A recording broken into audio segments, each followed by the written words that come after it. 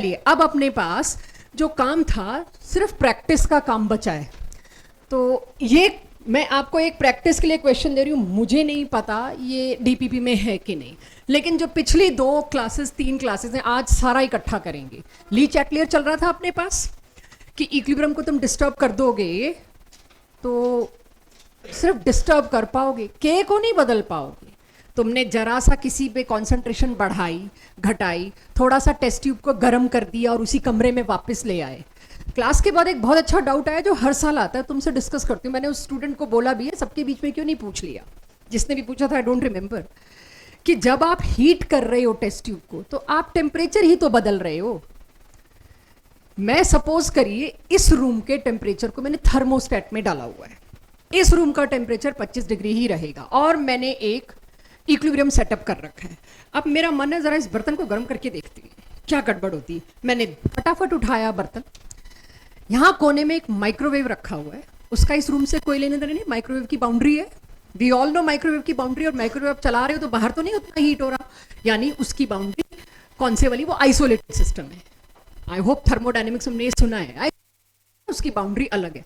मैंने फटाक से उसको, और हमारी लैब्स में, केमिस्ट्री लैब में बहुत बड़े बड़े अवन्स पड़े होते हैं, मैं लेके गई अवन में, उसको 25 सेकेंड के लिए मैंने 25 या 30 डिग्री पे डाल दिया, फिर वापस यहाँ लाके रख दिया। देख बेटा अब तेरा क्या होता है। ली चैटलियर कम्स इनटू प्ले, तुमने डिस्टर्ब किया, वापस इस रूम में लाके रखा, अब मैं वापस रीअरेंज कर दूंगा अपने आप को, इधर भागूंगा या इधर भागूंगा डिपेंडिंग अपॉन एक्सो एंडो, मैं भाग दौड़ के अपना के वापस ले आऊंगा। हिम्मत है तो रूम का टेम्परेचर चेंज करो। मैंने रूम का टेम्परेचर चेंज किया, अब के बदलेगा। जब मैंने रूम का टेम्परेचर बदला अब के बदलेगा। तो ये कंफ्यूजन एक जायज कंफ्यूजन था जो लास्ट क्लास में मेरे पास आया। आई होप थोड़ी क्लैरिटी आई होगी इससे कि हम क्या कर रहे हैं हीट देने का मतलब, क्योंकि हीट और टेम्परेचर तो एक ही बात है ना। क्लियर हुआ ये? अच्छा, टेम्परेचर के इफेक्ट में थोड़ा इशू था, कॉन्सेंट्रेशन के इफेक्ट में कोई दिक्कत नहीं। अगर मैं रिएक्टेंट की साइड को भारी करूंगी तो किधर भागेगा कंज्यूम करने के लिए, फॉरवर्ड। अगर मैं प्रोडक्ट की साइड को भारी करूंगी तो किधर भागेगा उसको कंज्यूम करने के लिए, बैकवर्ड। ये सबको क्लियर था? या मैं रिएक्टेंट निकालती जाऊं, कार्बन डाइऑक्साइड गैस बन रही है और मैंने चिमनी लगा रखी है और उसको निकलने दिया बाहर, रिएक्शन बैकवर्ड कभी मारेगा ही नहीं। और मुझे तो यही चाहिए इंडस्ट्रियलिस्ट को, बैकवर्ड नहीं मारना चाहिए, मेरा सारा रिएक्टेंट प्रोडक्ट में भागता रहे, रिवर्स आए ना, इसीलिए चिमनी लगा रखी है मैंने कि निकले CO2 और मेरा रिएक्शन हो। तो कोई चीज एस्केप करने दी तो वापसी का है ही नहीं, हमेशा ही फॉरवर्ड भागता रहेगा। तो एक ट्रिक दे रही हूं, क्वेश्चंस जो आगे आएंगे, what will you suggest to a industrialist to gain maximum yield? पहले तो बनते ही प्रोडक्ट उड़ाने शुरू करो, हटाने शुरू करो, स्टोर करने शुरू करो अपने डब्बों में। प्रोडक्ट तुमने सारी रात छोड़ दिए। क्या होता है प्लांट्स में जब ब्रेक डाउन होता है, एक बहुत कॉमन टर्म होती है, मैन्युफैक्चरिंग प्लांट्स में ब्रेक डाउन हो गया, पावर सप्लाई चली गई। ब्रेक डाउन होना, पावर सप्लाई चले जाने का मतलब क्या है? मैं हेबर प्रोसेस से अमोनिया बना रही थी और उस पर मैंने पंप लगा रखे थे जिससे अमोनिया बनते ही अलग करके कंटेनर्स में पैक करी जा रही है, जहां भी उसको मैंने स्टोर करना है। जैसे ही लाइट गई वो पंप चलना बंद, अमोनिया निकलनी बंद। अब अमोनिया उसी बीकर में, कंटेनर में रह गई तो क्या होगा? रिवर्स मारना शुरू, उससे लॉस कैलकुलेट किया जाता है। एक रात लाइट जाने की वजह से मेरा इतना लॉस हो सकता है, और वो लॉस हो गया क्योंकि रिएक्शन रिवर्स मार गया। उसके लिए इंडस्ट्रियली जो जितनी भी बड़ी से बड़ी इंडस्ट्री है, या तो स्टेट उनको प्रॉमिस करता है ऑन पेपर आपको 24 घंटे लाइट दी जाएगी, आपका ग्रिड स्टेशन ही अलग किया जाएगा, because otherwise it will be loss to me. या फिर उनके अपने पावर प्लांट्स होते हैं कि we can not depend on them, जैसे ही लाइट जाएगी इमीडिएट हमारे पावर प्लांट पे स्विच होगा, क्योंकि ये तो मेरे को बहुत तगड़ा लॉस हो जाएगा। सो आज आपको इन्हीं चीज़ों को सब्जेक्टिव में डील करना, और ऑब्जेक्टिव में बहुत अच्छे न्यूमेरिकल्स को। अगर फोकस अच्छा रहा तो आज हम वो टारगेट अचीव कर पाएंगे, अदरवाइज आपके साथ चलूंगी। अगली क्लास में भी यही कराना पड़ा, I am good to go, क्योंकि और कुछ है नहीं। सो अब अगर मैं एक सिंपल सा क्वेश्चन लाऊं, जस्ट पिछली 2 क्लासेस को कंसोलिडेट करने के लिए शुरू के 5-6 क्वेश्चन लाई हूं कि अगर आप लोग DPP2 बिल्कुल भी नहीं देख पाए तो भी बच्चे यहीं आ जाए। DPP2 के भी क्वेश्चंस लूंगी मैं आपके साथ, राइट? एक आपको मैंने इक्विलिब्रियम दिया, ये already CaCO3 plus CO2 give CO2 plus calcium oxide. Calcium carbonate को आप ले आओ हल्की सी गर्मियों में, इमीडिएट वो कार्बन डाइऑक्साइड रिलीज कर देता है। ठीक है, ये एक रिवर्सिबल रिएक्शन है। माइंड सॉलिड्स, दो चीजें इसमें सॉलिड्स हैं, सिर्फ एक चीज गैशियस है। तो इसका आप देखेंगे तो आप केपी केसी भी सेम सा ही आने वाला है, मतलब same not in exact terms. RT की पावर आप डेल्टा एन जी डालोगे, फिर देखोगे डेल्टा एन जी 1 है, तो केपी केसी सेम तो नहीं आएगा, लेकिन आरटी की पावर 1 आएगी अगर मैं इस पे क्वेश्चन डालूं तो। What is the effect of adding calcium carbonate on concentration of carbon dioxide? ये क्वेश्चन मेरे को नहीं पता डीपीपी में है या नहीं, लेकिन ये क्वेश्चन पिछले कई सालों से कंफ्यूजन और डाउट्स में बहुत पॉपुलर हो रहा था। एन अवस्थी का है, तो मैं स्टार्ट ही इससे करती हूँ कि ये कंफ्यूजन सेट करते हैं। अब आप जानते हैं कॉन्सेंट्रेशन ऑफ कार्बन डाइऑक्साइड पे क्या असर पड़ेगा अगर तुमने बाहर से कैल्शियम कार्बोनेट डाल दिया तो? Any guess? गलती अलाउड है आज, इसको देखो। कैल्शियम कार्बोनेट तुमने डाला तो क्या होगा? के पे कोई असर पड़ेगा? सबसे पहले बच्चों यही गलती है। क्या के पे कोई असर पड़ रहा है? के की टर्म में सॉलिड आता है, सॉलिड को लेते हो 1, नो इफेक्ट। फिर लगता है ऐसे कैसे मैम, कैल्शियम कार्बोनेट ज्यादा डालेंगे तो कार्बन डाइऑक्साइड ज्यादा बनेगा। ओ भाई वो रिवर्स भी तो मारेगा, वो रिवर्स भी तो मारेगा, CO2 उतना ही रहेगा। क्यों CO2 उतना रहेगा? क्योंकि K has to be fixed. K fixed है तो एक बारी को आपको लगता है शायद फॉरवर्ड जाए बैकवर्ड जाए, नहीं, ये फॉरवर्ड बैकवर्ड भी नहीं भाग रहा इस वक्त। Once equilibrium is attained, if any disturbance you create, if it is not affecting K, no effect, no forward backward। ज्यादातर बच्चे इसका आंसर क्या देते हैं? फॉरवर्ड। 4 ऑप्शन आएंगी, फॉरवर्ड, बैकवर्ड, नो इफेक्ट और समथिंग एल्स, या डबल हो जाएगी जी स्पीड, कुछ भी ऐसा बकवास चौथा ऑप्शन आ गया। यहां पे ना फॉरवर्ड भागेगा ना बैकवर्ड। क्यों? केसी की टर्म में सॉलिड आए तो ना सॉलिड के डालने से कुछ होगा, पड़ा रहेगा वो सॉलिड, कुछ नहीं के को अफेक्ट करेगा, के को क्यू भी नहीं बनाएगा। माई टर्म इज दिस, यहां मेरा कहना है के को क्यू भी नहीं बनाएगा। Is it clear? धीरे धीरे ये चीजें एक्सेप्ट होंगी क्वेश्चंस के थ्रू। सेकंड क्वेश्चन, अब यहां से आपको लास्ट क्लास में जो लीच एटलियर का पहला पार्ट था वो रिवाइव कराती हूं। अगर आपको ये कहा गया है एक इक्विलिब्रियम, कुछ इशू है क्लास में कूलिंग को लेके तो मुझे बताइए, हो रही है कूलिंग पीछे? कहीं भी लगे ठंड तो मुझे बता दीजिएगा, मैं बंद भी कर दूंगी, ठीक है, अगर आगे वाले बच्चों को भी दिक्कत आए तो। जी, मैंने आपको ये दिया, ये सिर्फ अंडरस्टैंडिंग के लिए। इसके बाद के क्वेश्चन आप चाहें तो नोट भी कर सकते हैं, बट सिर्फ 2 क्लासेस रिकैप है। This what's the effect of doubling the volume? Last class जो मैंने एंड की थी प्रेशर से जस्ट पहले, कॉन्सेंट्रेशन वाली टर्म, उसमें मैंने क्या कहा था? कॉन्सेंट्रेशन अफेक्ट होगी, K बिकम्स Q, Q वापस K पे आने के लिए या फॉरवर्ड भागेगा या बैकवर्ड भागेगा। सबसे पहली चीज मेरे को चेक करनी है, तुम डिस्टर्ब क्या कर रहे हो? क्या वॉल्यूम K को अफेक्ट करता है? सबसे पहले ये सवाल सोचना। हाँ करता है, नहीं जरूरी नहीं है, अभी ट्रैप करूंगी। कोई रूल मत बना लेना, पहले चेक करो K का एक्सप्रेशन लिख के। तो इस रिएक्शन के लिए जब मैंने K का एक्सप्रेशन लिखा, चेक तीनों गैसेस है, जब मैंने K का एक्सप्रेशन लिखा, ये और ये तो कट गया, क्या वॉल्यूम बचता है कट पिट के बाद? हाँ, तब सोचना शुरू करना है भाई अफेक्ट तो होगा। और अगर वॉल्यूम टर्म्स कट गई तो तुम क्या लिखोगे? No effect. मैम ने बताया था volume is always guiding concentration, concentration change है तो इक्विलिब्रियम डिस्टर्ब होगा, या फॉरवर्ड भागेगा या backward, not every case. First I need to see K का एक्सप्रेशन। K के एक्सप्रेशन में मुझे दिख रहा है वॉल्यूम सर्वाइव कर रहा है, जिंदा बचा है। अब तुम इस वॉल्यूम को, अब N और N मैंने यूं हटा दिए कि मेरे को नंबर ऑफ मोल्स पे जाना ही नहीं। जब ये सारी चीजें हटा दी तो मैं प्रोपोर्शनलिटी लिखूंगी, इक्वल तो नहीं लिख सकती, अब N है ही नहीं मेरे पास, बाद में पुट करके इक्वलिटी आ जाएगी। तो यहां क्या आया देखिएगा, 2V क्यों लिखा, अच्छा डबल किया, सॉरी। तो वॉल्यूम जब मैंने डबल किया तो अब यहां वाला V क्या हो गया? 2V, सारा ही 2V हो जाना है, बट मुझे इतना पता है जो तुमने बढ़ाया है, पुराना K क्या था बच्चों? पुराना K होता V की पावर 1, हाँ या ना? ये 1/V ऊपर चला गया, V की पावर 1। अब आप इसको डबल करोगे तो K कितना डिस्टर्ब होगा? होगा ना, पहले तो होगा, ये बात है। डबल करने का मतलब K बढ़ गया, 2 से मल्टीप्लाई होने का मतलब K बढ़ गया, दुगना हो गया या नहीं हुआ वो हेडेक मत लीजिए, K बढ़ गया। Increase K to Q, K बढ़ के K इंक्रीजेस टू Q। अब जब क्यू का बार बड़ा हो गया तो उसको पीछे आना पड़ेगा, नीचे गिरना पड़ेगा। नीचे गिरने का मतलब क्या है? ऐसे आंसर करना है। नीचे गिरने का मतलब क्या है? बैकवर्ड। भाई क्यू बड़ा हो गया, क्यू बड़ा हो गया तो न्यूमरेटर में कौन आता है? प्रोडक्ट्स। तो प्रोडक्ट्स को वापस कंज्यूम होने के लिए बैकवर्ड आना पड़ेगा। क्वेश्चंस को बिना के का एक्सप्रेशन से सोचना, उसको पकड़ना इज टुडेज टारगेट। एक टारगेट है वो x 2x 2x क्या होता है, और एक टारगेट है किस जगह तुम बिना के का एक्सप्रेशन दिए आंसर देते हो, पकड़े जाओगे वहां। कुछ रिवाइव हुई, रिकैप हुई लास्ट क्लासेस। अब हम कुछ क्वेश्चंस पे पहुंचे, ठीक है। चलिए, ये एक क्वेश्चन है अगेन रिवाइव करने के लिए, स्कूल लेवल का क्वेश्चन है। आप बच्चे बताएंगे, फिर ये डीपीपी में भर के हैं। DPP 2 is full of, DPP 3 also, जिसपे ली चैटलियर लिखा है शायद डीपीपी 3।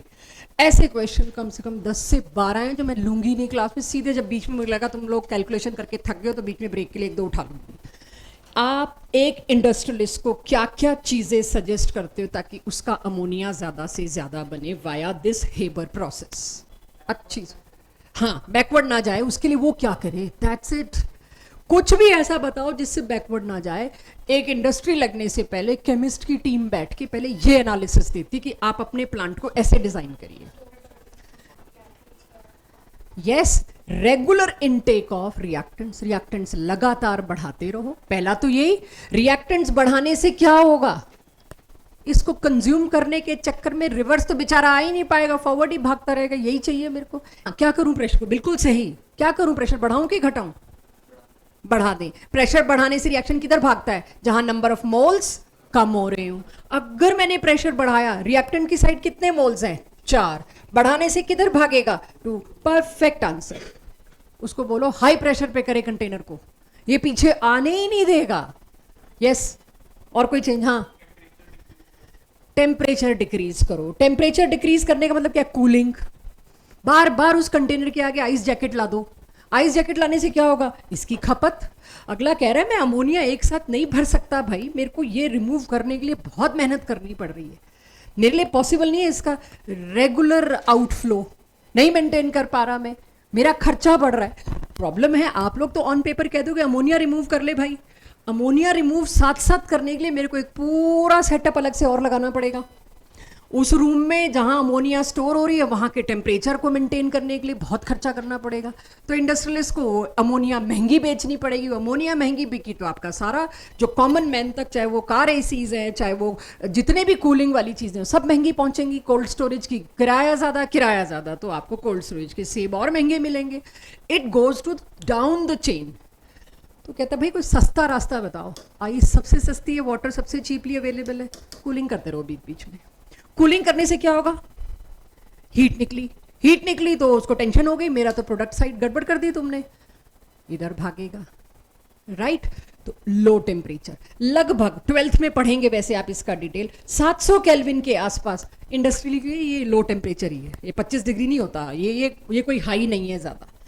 इतने टेम्परेचर पर देखा गया कि ये दौड़ सकता है, बट 12th में आएंगे इसके टेम्परेचर की डिटेल, इसलिए मैं भी आपको वहां डिस्ट्रैक्ट नहीं कर रही। प्रेशर हो गया, टेम्परेचर हो गया, रेगुलर सप्लाई ऑफ रिएक्टेंट्स, और कुछ उसको जल्दी है इस काम की। जो काम 5 दिन में होना है वो क्या कहेगा? कैटलिस्ट। तुम कहोगे यार एक कैटलिस्ट भी लगा लो। तो ये सारी कंडीशन तुमसे आधे आधे नंबर में पूछी जाएंगी। टेम्परेचर डिक्रीज, लो टेम्परेचर पे रखिए। और कल को 12th में 700 केल्विन आए तो फैलना नहीं है भाई हम 700 केल्विन कब से लो है, तुम्हें कौन सा गर्म महसूस होता है, उससे नहीं गर्म और ठंडा डिसाइड होता।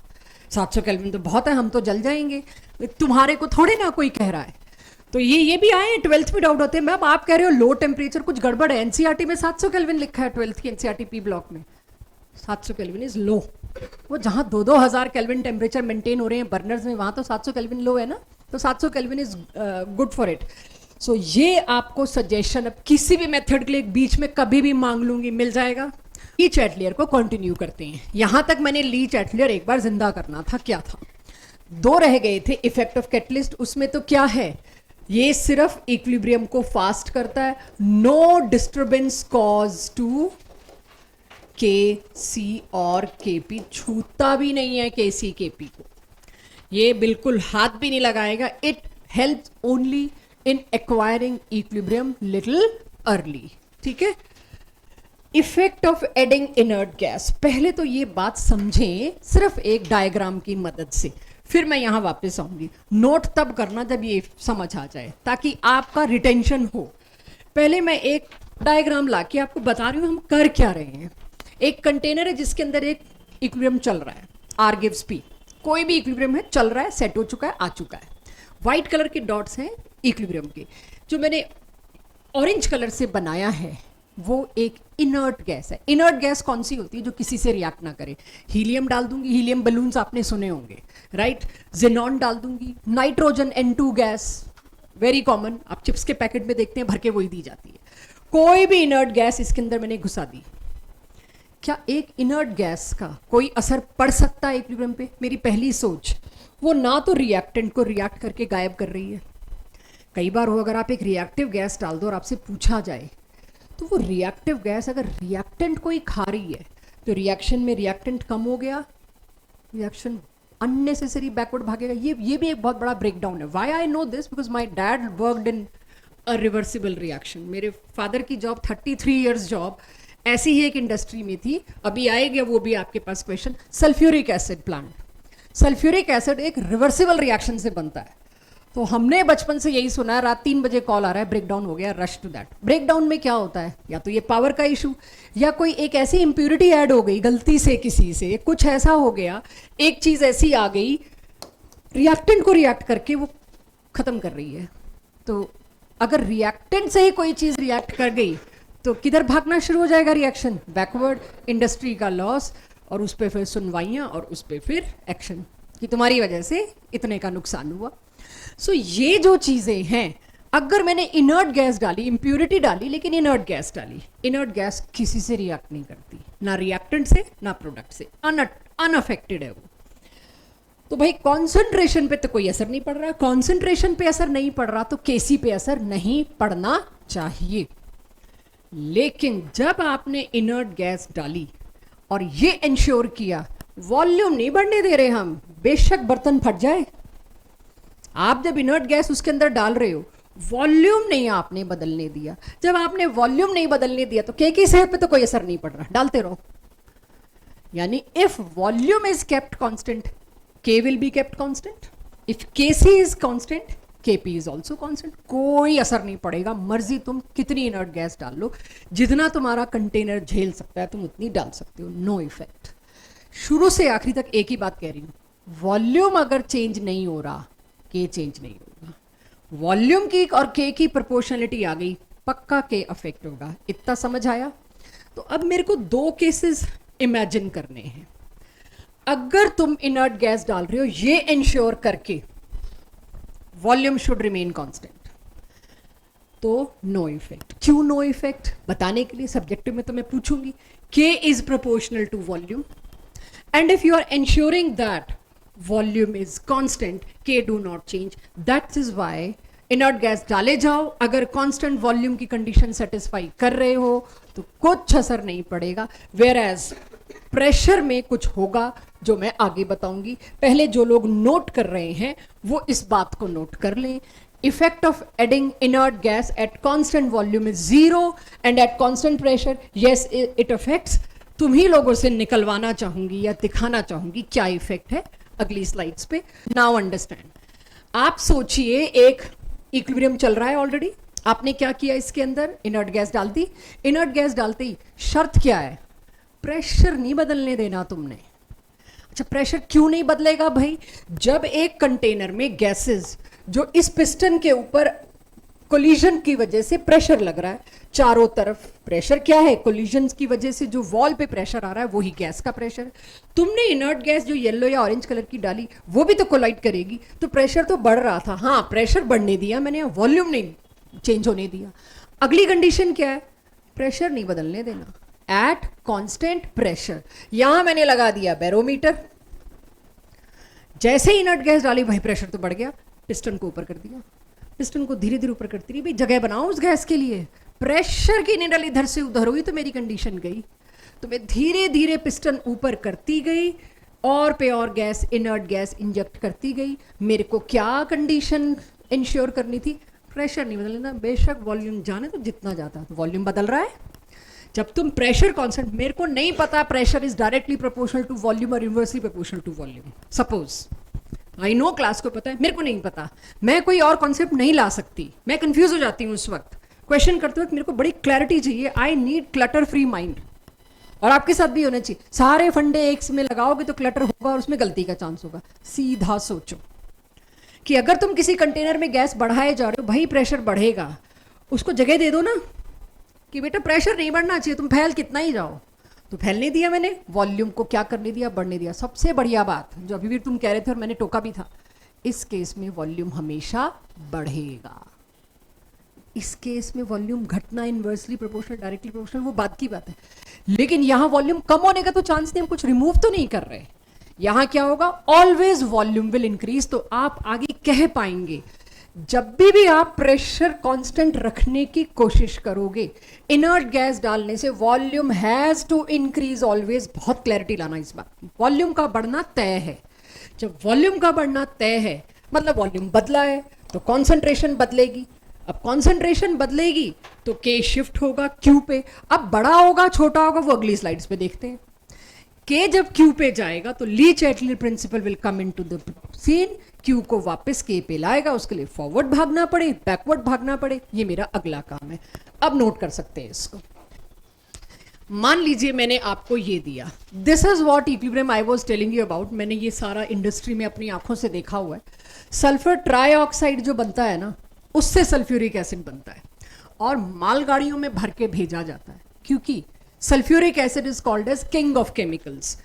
जूता बनाने से लेके कपड़ा बनाने से लेके पेपर बनाने तक, कोई इंडस्ट्री, अचार बनाने तक, मतलब तुम इंडस्ट्री का नाम लो जहां सल्फ्यूरिक एसिड ना इस्तेमाल होता हो। किसी कंट्री की इकोनॉमी को दो चीजों से रेट किया जाता है। आप देखते हैं ना, economic growth, consumption of sulphuric acid by the country. जो स्टेट या जो कंट्री ज्यादा सल्फ्यूरिक एसिड पर डिमांड कर रहा है, कंज्यूम कर रहा है, मतलब उसकी इंडस्ट्रियल ग्रोथ बहुत ज्यादा है। तो ये किंग ऑफ केमिकल्स माना जाता है। तो सल्फ्यूरिक एसिड इसी SO3 से बनाया जाता है और ट्रांसपोर्ट करते हैं जो ट्रेन्स में, वो ये SO3 ट्रांसपोर्ट करते हैं और उसको फिर डाइल्यूट करके जहां पहुंचता है सल्फ्यूरिक एसिड बनाया जाता है। तो किंग ऑफ केमिकल्स है, कोई ऐसी इंडस्ट्री नहीं है जिसको ये नहीं चाहिए। राइट, कॉन्टैक्ट प्रोसेस कहते हैं। पिछले वाली को हेबर प्रोसेस कहते थे, इसको कॉन्टैक्ट प्रोसेस। इस साल की एनसीईआरटी में लिखा मिलेगा contact process. It is contact process of preparation of sulphuric acid, जो 3 स्टेप का होता है, जिसका असली स्टेप ये होता है। अगेन मैं क्या सजेशन दूं इंडस्ट्रियलिस्ट को कि आपका sulphuric, not sulphuric acid, SO3 ज्यादा से ज्यादा बने। उसमें सबसे पहले वो सारे सजेशन दे दो जरा मुझे, फिर आगे की बात करते। क्या सजेशन देते हो इसके बारे में? If it is also this,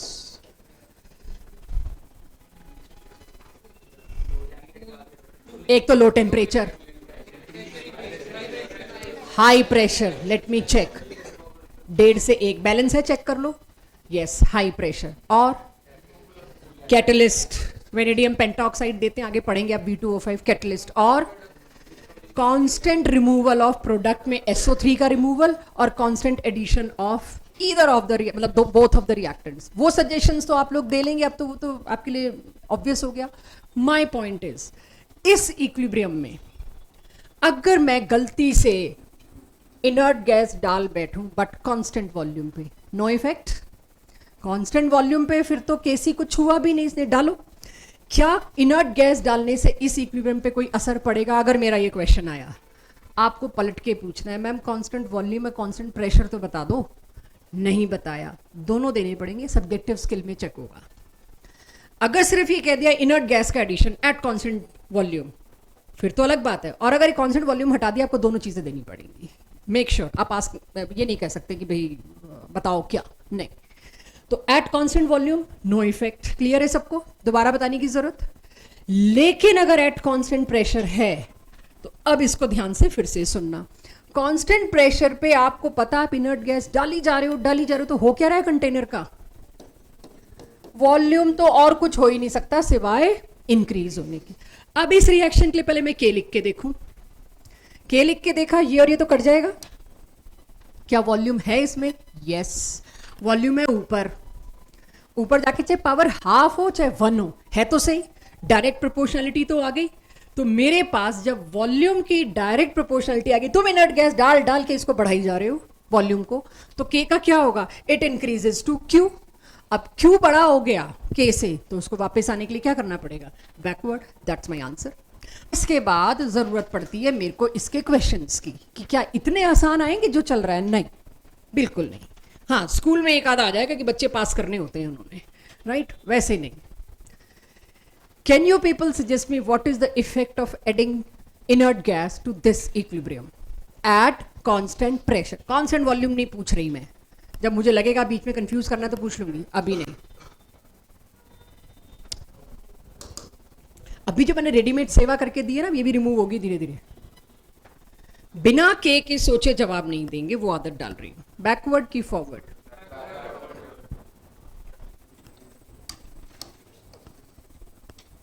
के is proportional to V, obviously square. अब मेरे को स्क्वायर और उसको मैं क्यों मेंशन करूं, मेरे को सिर्फ बैकवर्ड फॉरवर्ड बताना है। जब मेरे को वैल्यू निकालनी होगी तब हम स्क्वायर को भी लेंगे। v बढ़ाया, k increases to q, q बड़ा हो गया, उसको कहां आना पड़ा, बैकवर्ड डायरेक्शन। क्या बैकवर्ड डायरेक्शन के लिए मैं bd लिख दूं, चलेगा? तो ये रिएक्शन, अगर आपने इनर्ट गैस डाली एट कांस्टेंट प्रेशर, ये रिएक्शन कहां भागेगा, बैकवर्ड। इसको कोई जरूरत नहीं है नोट करने के लिए, डीपीपी भरी पड़ी है, इतने सारे पेजेस इसी बात के हैं कि एक तरह के 5 से 7 क्वेश्चन कि आपकी प्रैक्टिस हो। अब ये सबको याद है लास्ट क्लास का, मैं न्यूमेरिकल्स पे शिफ्ट होने से पहले ये याद दिला रही थी। लास्ट क्लास का सबको याद है, राउल्ट्स लॉ बोला था मैंने, कहीं यूनिवर्सिटी में शब्द मिल जाए तो इग्नोर कर देना। टोटल प्रेशर और मोल फ्रैक्शन ऑफ गैस को मल्टीप्लाई कर दोगे तो उसका पार्शियल प्रेशर आ जाता है। तो कुल मिला के जो फॉर्मूलाज की लिस्ट है वो इतनी छोटी है, 5 या 6 से ऊपर फॉर्मूला अभी तक नहीं आए जिसमें मैं सारे मिला लूं, डाल्टन्स लॉ भी मिला लूं। तो केसी केपी का रिलेशन है, वो फॉरवर्ड बैकवर्ड वाला है, तो ये सबको ध्यान है, ये हमने लास्ट क्लास में नोट भी कर लिया था। तो आपके पास फॉर्मूलाज की लिस्ट भी आ गई। अब इसके बाद मुझे चाहिए पहले DPP 3। DPP 3 subjective question number 2, check. सिर्फ पढ़िए उसको, बाकी बात बाद में करूंगी। सिर्फ पढ़िए, क्या ये खुद हो सकता है? अनिकेत बताना, डीपीपी 3 सब्जेक्टिव क्वेश्चन 2 क्या लगता है, हो जाएगा?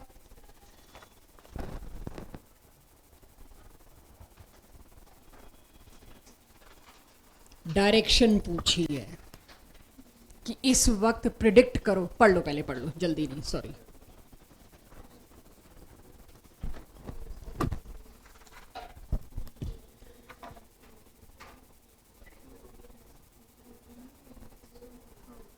अगली क्लास में, क्योंकि मेरे पास बहुत ज़्यादा कुछ नहीं होगा, मैं पास्ट ईयर्स के इंटीजर टाइप और कुछ एक टॉपिक जो छोड़ रही हूँ, आज नहीं कराऊंगी डेंसिटी वाला, सिर्फ जेई नीट का वो कराऊंगी। तो सबसे पहले 15 मिनट आप लोगों की कॉपीज चेक होंगी। डीपीपी 1, 2, 3 न्यूमेरिकल्स प्रॉपर सॉल्व चाहिए होंगे मेरे को।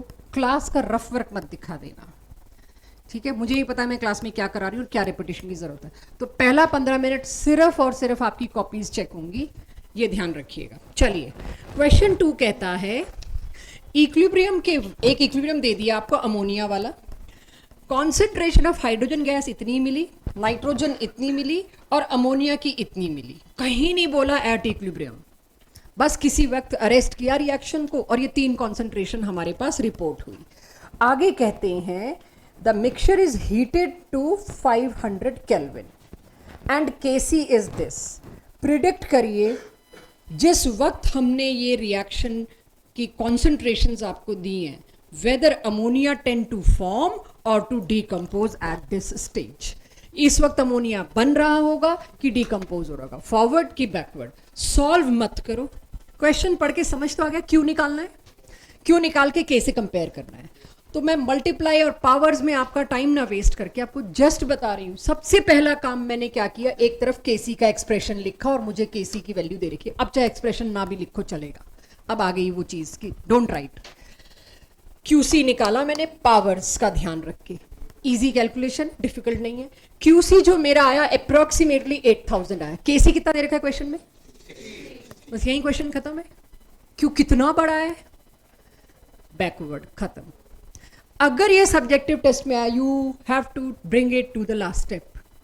और अगर ये ऑब्जेक्टिव में आया, हवा में ही कैलकुलेशन हो जानी है, 2, 5, 4 और 10 की पावर -3, ईजी है। और उस वक्त इतना पता चल जाएगा भाई 50 से तो बहुत ही ऊपर आ रहा है, 80 से तो बहुत ही ऊपर आ रहा है, जो भी केसी दिया उतने में क्वेश्चन किल करना शुरू करिएगा। क्लियर है ये क्वेश्चन नंबर 2? ये है इस इक्विलिब्रियम में effect of adding inert gas. अब मैं इनर्ट गैस बोले जा रही हूँ और किसी क्वेश्चन में आ जाएगा effect of adding N2 gas, पहचान तो लोगे N2 इनर्ट है, तो उससे इफ एट कांस्टेंट वॉल्यूम, अगर कोई कांस्टेंट वॉल्यूम पे बोल रहा है, पूछ रहा है इस क्वेश्चन में, तो मैं क्या लिखूंगी? No effect. अदरवाइज बैकवर्ड की फॉरवर्ड?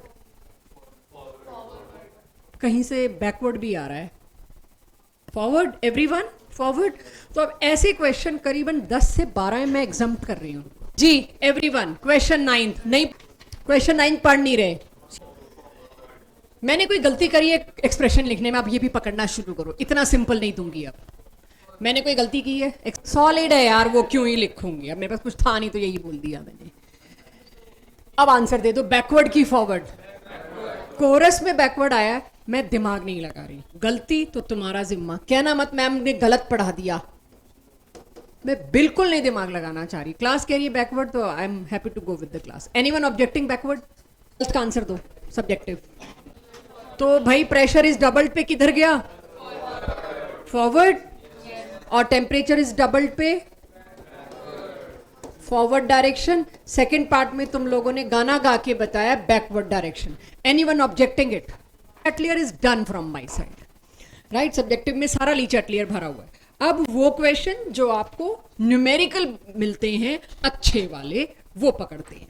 तो एक मैंने आपको कंडीशन दी है, ये किसी डीपीपी में मिले ना मिले आई डोंट नो है कि नहीं है, उसमें पढ़ना नहीं है। अगर एक इक्विलिब्रियम ये है जिसमें आपको बता रखा है initially I started this reaction with 3 moles of A and 1 mole of B, बस बात नहीं भाई, विच रिजल्टेड इनटू 2C। तो क्या मैंने इनिशियल की लाइन ठीक लिखी है? इनिशियल मतलब जब दोनों को रिएक्ट नहीं होने दिया, उस वक्त प्रोडक्ट क्या था? 0। अब इसके बाद अगले कहते हैं अगर 1.5 mole of C are present at equilibrium. Last class में भी किए हैं ऐसे क्वेश्चन। अगर इक्विलिब्रियम जब आया, सिर्फ एक इंफॉर्मेशन आपको दे रहे हैं, जो C था मिक्सचर में वो कितना था? 1.5 मोल। अब क्या बताना है मेरे को? Kc। अब Kc बताना है तो मुझे सबसे पहला काम तो बच्चों ये करना है, चेक ये x2x वाली समस्या फिर से ला रही हूं। इसका एक जाएगा, इसका एक जाएगा, तो इसका कितना बनेगा? 2। यहां से 3 में से क्या गया? x, क्योंकि इनिशियल 1 ले रखा था, 1 में से क्या गया? x, और सीधे वहां क्या बना? 2x। Again it is not x plus x 2x, never. यहां अगर मैंने 3 लिखा होता तो हम 3x भी कर रहे होते। तो अब Kc निकालना है, बट Kc निकालने के लिए 2 वेरिएबल कैसे हैंडल कर लूं? एक x भी और एक Kc भी। क्या करूं गौतम, आद्या? यस, ये मेरे को दे रखा है 2x इज इक्वल टू 1.5, तो x तो आ जाना है। करिए कॉपी में, करिए, होंगे ऐसे। यस, अभी वो भी चीज आ रही है। एक सेकेंड रुको भाई, इसका कहना है अगर इसमें वॉल्यूम 1 लीटर था, शायद मैंने इसीलिए मोल से काम चला लिया। Good observation. मेरे को मेरी क्लासेज ही छोड़ दो पेन भाई, देखूं अकल किसकी दौड़ेगी। धैर्य, छोड़ दो पेन। मेरे को चाहिए अगर मैंने यहां पर 2 लीटर वॉल्यूम लिखा होता, क्या मैं वॉल्यूम यूज करती? कट जाना है वॉल्यूम। देखो इसमें से कंटेनर का वॉल्यूम सेम होता है, तो यहां एक्सप्रेशन क्या आता? जो भी C की concentration raise to power 2 divided by A और B की कॉन्सेंट्रेशन, तो आप पुट करोगे। अच्छा, उसमें वॉल्यूम तो सेम ही होना है नीचे। यहां कॉन्सेंट्रेशन जो भी हो, इधर भी वॉल्यूम आएगा और इधर भी वॉल्यूम आएगा, इधर भी वॉल्यूम आएगा, 2 वॉल्यूम। अगर डेल्टा Ng 0 है, वॉल्यूम ले लो, कोई दिक्कत नहीं है, लंबा हो जाएगा कैलकुलेशन। ना लो तो टाइम बचेगा, सेकंड्स का खेल है सारा जेई नीट में तो। ठीक है, very good observation, very good question asked, good. 4 ही आ रहा है Kc सबका।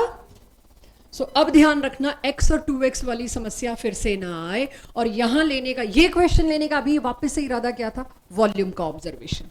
चाहे और लिख लो 2 लिखो, बेटर है। कल को जब रिवाइज करोगे तो सोचोगे 2 क्यों नहीं लिखा मैम ने। 1 में तो आपको पता है नहीं लिखा, 1 तो क्या ही लिखना। वॉल्यूम यहाँ 2 ही रखो कि कल को दोबारा आप इस क्वेश्चन में गए ना, आपको पता हो भाई 2 लीटर क्यों नहीं मेंशन किया, कट कट आ गया। किसी को लगे मेंशन करके देख सकते हैं, मैं गलत हूं तो आई विल बी हैप्पी, आप मेरी गलती निकालें।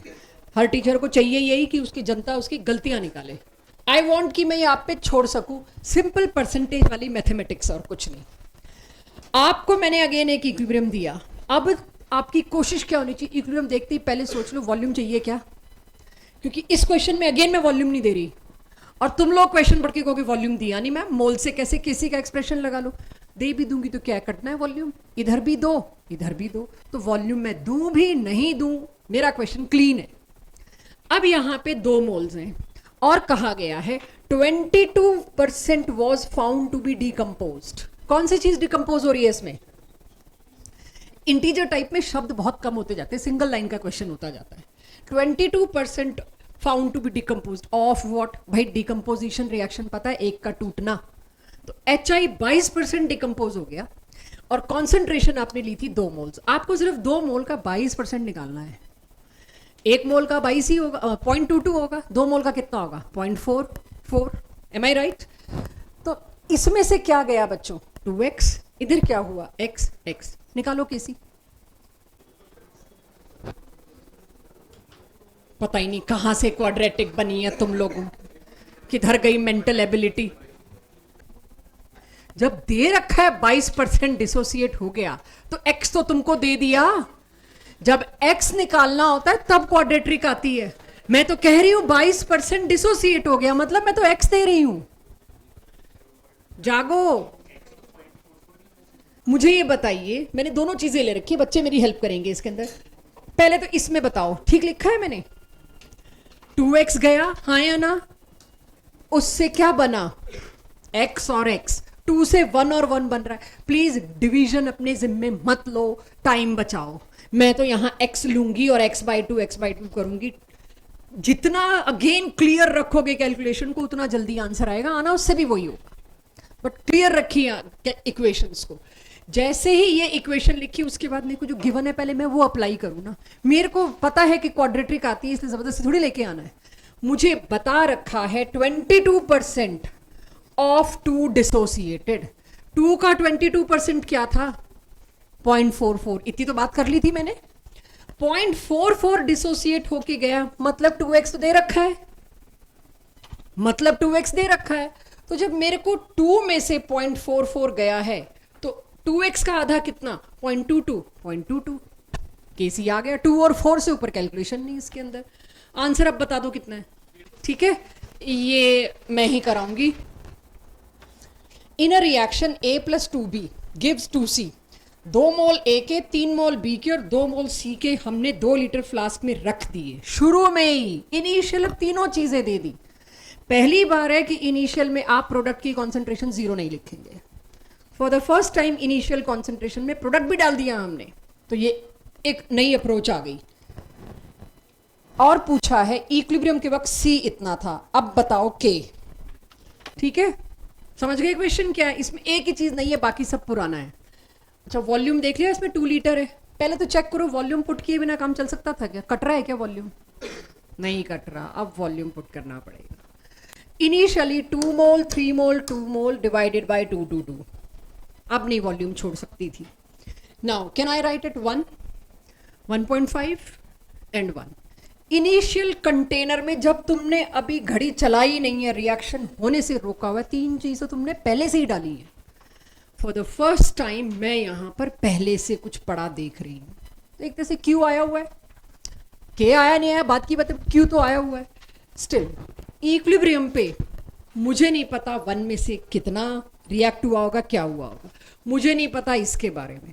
लेकिन प्लीज फोकस यहीं रखना, ऐसे क्वेश्चन की वैरायटी ज्यादा नहीं है। एक आधा टेस्ट के लिए रोक लिया है कि ना क्लास में आए ना डीपीपी में आए, एक आधा क्लास में करा रही हूँ, कोई इक्का दुक्का डीपीपी में मिल जाएगा। यानी इनिशियली मेरे पास तीनों चीजें हैं, ये रही। इक्विलिब्रियम पे मुझे नहीं पता 1 बढ़ेगा कि घटेगा, आई डोंट नो। बैकवर्ड जा रहा है, क्या पता ये बैकवर्ड जा रहा है तो इक्विलिब्रियम पे 1 से ज्यादा आ जाए कॉन्सेंट्रेशन, क्या पता ये फॉरवर्ड जा रहा है तो 1 से कम आ जाए। मैं कुछ गेस नहीं कर सकती, मेरे को सिर्फ इतना पता है क्वेश्चन में इक्विलिब्रियम के वक्त C इतना मिला। इनिशियल C कितना था और इक्विलिब्रियम के वक्त कितना? तो कौन सी डायरेक्शन में जा रहा होगा ये तो उल्टा जा रहा है भाई, C कंज्यूम हो रहा है। इसका मतलब, और कितना कंज्यूम हो रहा है? 0.5। ये कितना था? 1। ये अब पहली बात, ये घटेगा, ये दोनों बढ़ेंगे। इतना क्लियर हो गया बैकवर्ड से? कितना? नाउ नेक्स्ट इशू कि रिएक्शन मेरे को दे रखा है 1a + 2b gives 2c। 2c कितना रिएक्ट हुआ है? आप ही लोगों ने बताया 1 से 0.5 हुआ, 0.5 रिएक्ट हुआ है। तो पीछे कितना बचेगा वो बात की बात है। इस 2c के वजह से 2b में कितना इजाफा होगा? 0.5। 2 से 2 बनता है तो 0.5 से कितना बनेगा?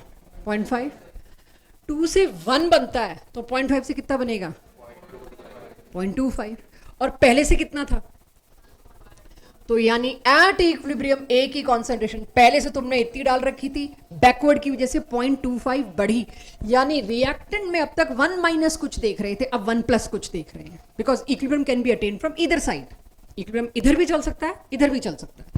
इसमें कितना ऐड होगा? 0.5। इसमें कितना बचा था? गिवन है 0.5, लिया 1 था 0.5। ये मेरे को गिवन था, उसके दम पे मैंने निकाला। अब कैसे निकालेंगे? मैंने, बाकी लोग अपना नोट करते रहिए, मैंने इनिशियल सिचुएशन में तने ये 3 चीजें पहले ही डब्बे में एक साथ डाल के बंद कर दिया। जब मैं डाल रही थी मैं उसको T0 कह सकती हूँ, रिएक्शन स्टार्ट नहीं हुआ। इधर से मैं इसका 1 डाल रही थी, इधर से मैं इसका 1.5 मोलर डाल रही थी, इधर से इसका 1 मोलर डाल रही थी। जैसे ही मैंने इन तीनों चीजों को डब्बे में डाला, इनिशियल नोट कर लिया, और 5-7 घंटे बाद इक्विलिब्रियम आ गया।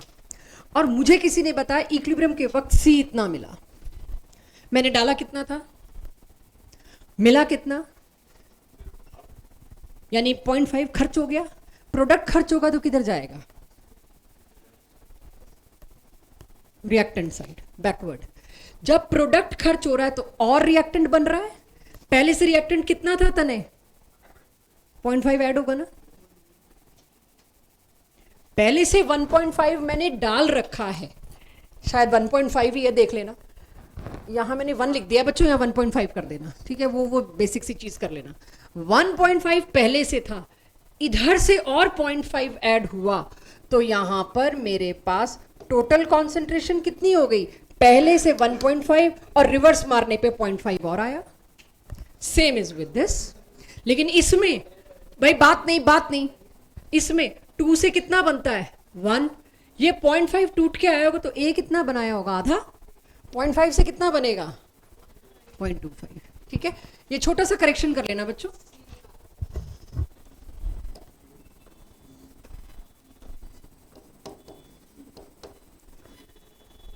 अब केसी निकालने के लिए मेरे को आंसर नहीं चाहिए आपसे, वो आप कर लेंगे। असली चीज पे फोकस करना कि इसका K का एक्सप्रेशन तुम ही बताओ मेरे को क्या होगा। C की पावर 2, A की पावर 1, B की पावर 2। हर एक के नीचे वॉल्यूम होगा बेटा कॉन्सेंट्रेशन में। वॉल्यूम का स्क्वायर और वॉल्यूम का स्क्वायर कट गया, बचा है ना एक वॉल्यूम। जहां पर वॉल्यूम कट ही रहे तुम पुट कर लो 2 2 2, कोई असर नहीं पड़ेगा। और जहां कट नहीं रहे बच रहा है वहां असर पड़ेगा। बस राइट, मुझे इसका जवाब चाहिए। क्वेश्चन 21, जो PCl3 ज्यादा होगा P4 से। 1 में से X जा रहा है, X का 4 गुना, कुछ ऐसा ही है ये, राइट? ऑप्शन डी कहता है PCl3 ज्यादा होगा।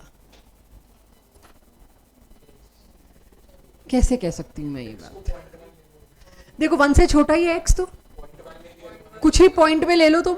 0.1 क्या, तुम 0.8 भी ले लो, किसी को डाउट हो तो। वही मैंने, वो तो नेगेटिव चला जाएगा, मैं उस पर नहीं जा रही। वो अंडरस्टूड लेने वाले को मैंने यही कहा ना, मैथ्स वाली मेंटल एबिलिटी है। यहाँ 0.8 लोग आपको पता चल जाएगा आप क्या करने वाले हो, उधर नेगेटिव चला जाएगा। 1 में से 1 से बड़ा तो नहीं जा सकता। डी की गलती यही है कि आप 4x और 1 - x को कैसे रिलेट करते हो। वो कहता है PCl3 ज्यादा होगा, यानी 4x जो है वो 1 - x से ज्यादा होगा। Just think mathematically, is it possible? आपको रैंडमली एक आधी वैल्यू पुट करके ही देखनी पड़ेगी। जैसे उसने एग्जांपल लिया 0.2 का, कोई 0.1 का ले सकता है।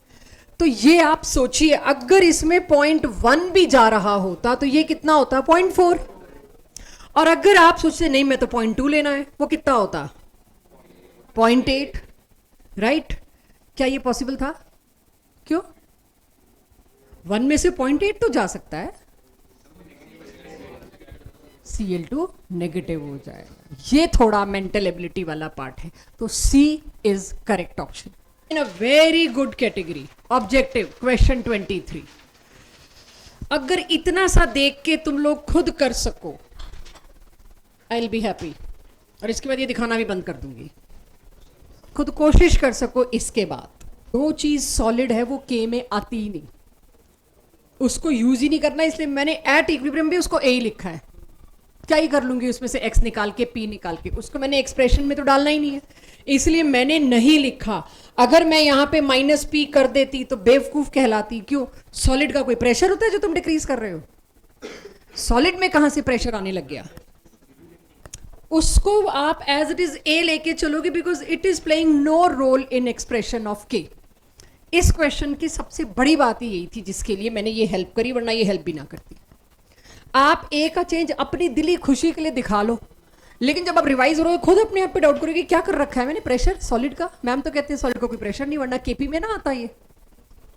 ठीक है, इसीलिए इसको अनचेंज लिखा है मैंने, because it is not affecting my equilibrium. समझो क्या किया है, घुसो। टोटल प्रेशर देखिए यहां पर, व्हाट इज दिस, ये बता रखा है कि हमने इतना अमोनिया डाल दिया, यही बता रखा है क्वेश्चन में। और अब हमको पता है इनिशियल में इस साइड में भी कुछ हो सकता है।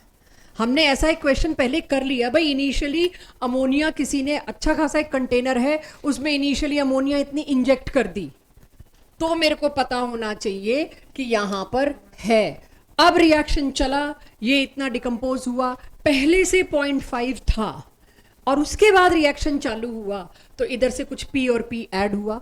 टोटल प्रेशर मेरे को गिवन है दिस। क्या ये इस क्वेश्चन को पढ़ के ये लाइन ला सकते थे? इसके बाद का तो कर ही सकते हो मैथ से। क्या ये ला सकते थे? ये सोचो। नहीं ला सकते थे तो मेरी जरूरत है। मैं आज यही बात सिखा रही हूं आपको, शुरू से कहा है यही लाइन की कीमत है। एट इक्विलिब्रियम तुम लोग क्या लिखते हो, उसका तो फिर प्रोडक्ट बाय रिएक्टेंट ही करना है। एक ऐसे फ्लास्क में मैंने NH4HS डाला जिसमें पहले से इतनी अमोनिया पड़ी थी, राइट? और फिर NH4HS डिकम्पोज होना शुरू हुआ, तो ये भी बता दिया बच्चों जा फॉरवर्ड ही रहा है, तो यहां कुछ ऐड होगा। इतना क्लियरली इसके अंदर ये लैंग्वेज गिवन है। हाँ या ना? हो पाएगा? आगे चलो।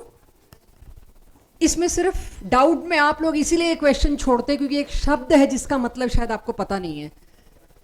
जो भी आप देख रहे हैं शब्द इसके अंदर, इसमें चिमनी लगी होती है और गैसेस को एस्केप होने देते हैं। अब आपको ऐसा कोई शब्द आ गया तो क्या करोगे? हमें ना पता हो तो पूरी केमिस्ट्री पढ़ लोगे ना, तो वो भी पता चल जाएगा। आगे आगे 12th में ऐसी चीज़ों के नाम आएंगे। So what I want you to do is, question 24 में कहीं हिंट नहीं दे रखी कि CO2 एस्केप हो रहा है, बट जो आपके पास लाइम किल्न है उसकी खास बात है, उसमें CO2 को एक्सपोज होने देते हैं टू द एटमॉस्फेयर, यानी रिलीज होने देते हैं। इफ CO2 इज एस्केप्ड, फिर तो रिएक्शन किधर भाग रहा है फॉरवर्ड, अपने आप ऑप्शन आप ढूंढ लेंगे। अपने आप में इकलौता क्वेश्चन है ये। फॉलोइंग डाटा का मतलब क्या है? देखिए, कैल्शियम कार्बोनेट से कैल्शियम ऑक्साइड और CO2 बन रहा है, फिर वो CO2 एक कार्बन के साथ रिएक्ट करके कार्बन मोनोऑक्साइड बन रहा है। इसका मतलब है दोनों इक्विलिब्रियम एक ही कंटेनर में हो रहे हैं। मुझे दे दो बस अभी। दोनों इक्विलिब्रियम एक ही कंटेनर में हो रहे हैं और पहले इक्विलिब्रियम से CO2 निकल के दूसरा इक्विलिब्रियम स्टार्ट कर रहा है। अगर ये अंडरस्टैंडिंग आ गई मेरी, तो अब आप सुनिए क्या किया है। Partial pressure of carbon monoxide पूछा है। क्योंकि पार्शियल प्रेशर पूछा है तो मुझे लगता है स्मॉल p होना चाहिए। स्टिल अगर अकेली यही गैस है तो हम कैपिटल P भी चला लेंगे। अकेली यही गैस है, क्या पार्शियल और क्या कंप्लीट, वो बाद में बात करेंगे। सो यहाँ पर पार्शियल प्रेशर मांगा और ये चीज़ मेरे को क्वेश्चन में इनएविटेबल या कहिए बहुत ईजिली सी दिख रही है, बट शायद शब्दों में आनी चाहिए थी। ये दोनों एक ही कंटेनर में हो रहे हैं, आप कैसे एज्यूम करोगे? तो एज्यूम करने, जब सॉल्व करने का कोई और तरीका ही नहीं है, आपको दोनों को एक कंटेनर में मानना पड़ेगा। तो जब एक ही कंटेनर में हो रहे हैं दोनों रिएक्शन, तो ऐड ना कर दो दोनों को। दोनों इक्विलिब्रियम का K दे रखा है, दोनों एक ही कंटेनर में हो रहे हैं, और खास बात है एक का प्रोडक्ट दूसरे का रिएक्टेंट है, फिर तो ऐड करना बनता है। जब मैंने दोनों को ऐड किया, ओवरऑल चेक करिए, सही बनाइए, मेरे से गलती हो सकती है। दोनों को ऐड किया है, पहले चेक करो, कुछ मेरे से मिस हो सकता है। मैं जब पूरा देखती होती हूँ तो कुछ ना कुछ जरूर मिस होता है। ठीक बनी है? CO2 कैंसिल हो गए और मेरे पास नया के क्या होगा?